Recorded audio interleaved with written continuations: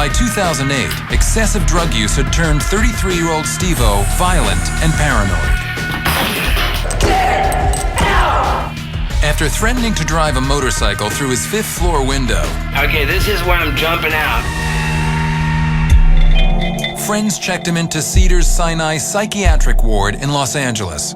But Steve-O's prospects for recovery seemed dim. He was so far gone, I didn't think it was going to be successful.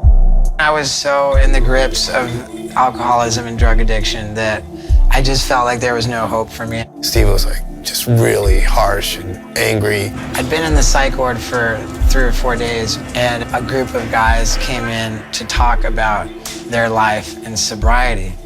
And they kind of made it seem doable, you know, like they made the impossible seem possible. And I decided I was going to learn how to live clean and sober. I was ready to go to rehab.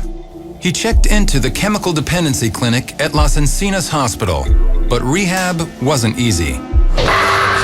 He had some very significant crises. Steve went through all of the discomfort and anxiety and the sleepless nights and the cold sweats. Steve completed 30 days and moved to the Gooden Center, a less restrictive rehab facility. But on the 100th day of sobriety, Steve-O suffered a serious breakdown. I saw myself for what I'd become, and I didn't like what I saw at all. And I became really suicidal at that point. He checked himself into the Las Encinas Psychiatric Ward, and there he had an epiphany. It really dawned on me that I had turned into someone that I didn't want to be. What I needed to do is just stop being that person. And I really just focused on myself and my health. I absolutely was committed. One day at a time, yeah. The commitment paid off. By July of 2008, Steve-O had moved into a sober living facility and was living drug and alcohol-free. I can't express to you how proud I am of him, blown away by him. I've seen a miracle, and it's amazing. He's being awesome at being, sober. So for him, it's like the greatest stunt ever. He was sober, but he hadn't performed in nearly a year. When he got his first TV offer that December, Steve was hesitant. Dancing with the Stars was a lot for me to take on really early in recovery. But it occurred to me that to go on this show would be safe. I could rehearse right down the street from my halfway house. It was funny since one of the first things that I found attractive about him was his dancing. I think he was a better dancer then. He's not a good dancer, but he's a good person, and he's handsome. His dance floor technique failed to wow the judges, but Steve received enough call-in votes to survive an impressive 6 weeks before being cut from the competition. And he reached a new fan base Jackass had never touched. My mom's friends were rooting for him. If you're winning over my mom's friends, then he's hitting a big new audience. But Steve-O was about to face an even bigger challenge. In late 2009, the Jackass boys decided to make a third movie. When we were getting ready to make Jackass 3D, I'd have a lot of people write to me saying, do you think Steve was going to be funny? I really wanted to prove that sobriety hadn't made me into a boring, lame sissy. Now it's like there's more at stake every time he does a stunt. He's not loaded, it's gonna hurt.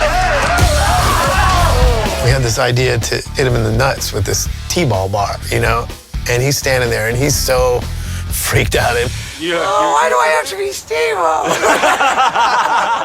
It's just the greatest quote. He was funnier sober than he was loaded. Oh, it's only getting worse. He was even more honest, and it made it more funny because it's so real, and you can relate to that guy.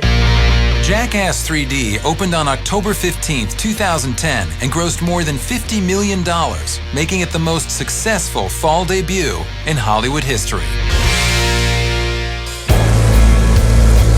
Clean, sober, and funnier than ever, Steve-O took his talents to a whole new stage in 2011. I'm sure you're wondering, what the is Steve-O doing in comedy?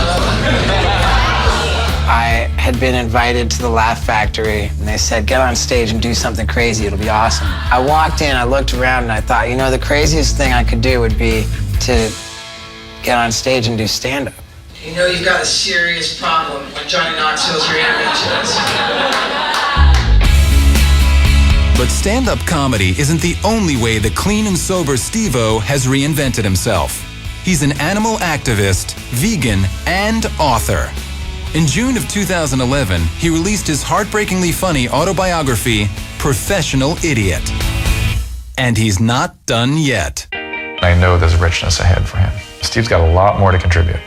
Things that he's doing now is rewriting his legacy and putting the finishing touches on his story. I think the stuff before was just stuff to get attention to make us want to see the rest of his legacy.